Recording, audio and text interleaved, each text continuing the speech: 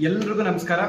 ಒಂದು ಬಹಳ ವಿಶೇಷವಾದ ವಿಚಾರ, ಪದ್ಮಗಂಧಿ ಅಂತ ಸಿನಿಮಾ ಇದೇ 12ನೇ ತಾರೀಕು ರಿಲೀಸ್ ಆಗ್ತಾ ಇದೆ.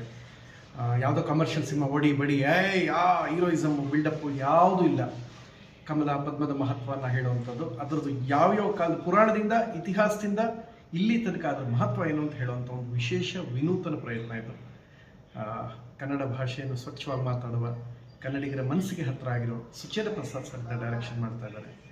ಅಭಿನಂದನೆಗಳು ಸರ್, ಇಂಥ ಒಂದು ಒಳ್ಳೆಯ ಕಾನ್ಸೆಪ್ಟ್ ಎತ್ಕೊಂಡವ್ರಿಗೆ. ಯಾಕೆ ನಿಮಗೆ ಬರೋಲ್ಲ ಏನಂದರೆ ಈಗಿನ ಸಿನಿಮಾ ಮಾನದಂಡಗಳೇ ಬೇರೆ ಆಗಿದೆ. ಇದ್ರ ಮಧ್ಯೆ ಒಂದು ಒಳ್ಳೆಯ ವಿಚಾರ ತಲುಪಿಸ್ಬೇಕು ಅಂತ ಮಾಡ್ತಿರಲ್ಲ, ಒಳ್ಳೆಯದಾಗಿ ಸ್ವಚ್ಛ ಮನಸ್ಸಿನ ಸ್ನೇಹಿತರು ಸೇರಿ ಎಲ್ಲರೂ ಸಪೋರ್ಟ್ ಕೊಟ್ಟಾಗ ಒಂದು ಒಳ್ಳೆ ಸಿನಿಮಾ ಆಗಿದೆ.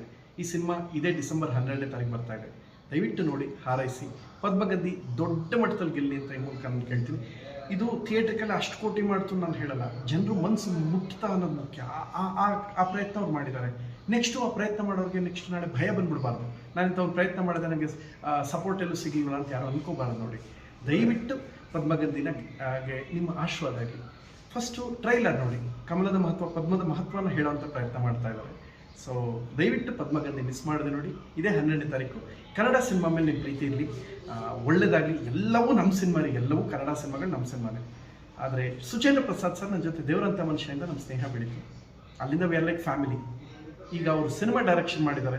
ಈಗ ಆಲ್ರೆಡಿ ಮೋದಿ ಸರ್ ಅವರು ಲಾಸ್ಟ್ ಸಿನಿಮಾಗೆ ಅಪ್ರಿಷಿಯೇಷನ್ ಕೂಡ ಮಾಡಿದ್ದುಂಟು. ಇಂಥ ಒಂದು ವಿಶೇಷ ವಿನೂತನ ಪ್ರಯತ್ನಕ್ಕೆ ನಿಮ್ಮ ಆಶೀರ್ವಾದ ಆಗಲಿ. ಪದ್ಮಗಂಧಿ ದೊಡ್ಡ ಮಟ್ಟದಲ್ಲಿ ಸಕ್ಸಸ್ ಆಗಲಿ, ಜನರ ಮನಸ್ಸು ನಾಡಿ ಮಿಡಿತದಾಗಲಿ.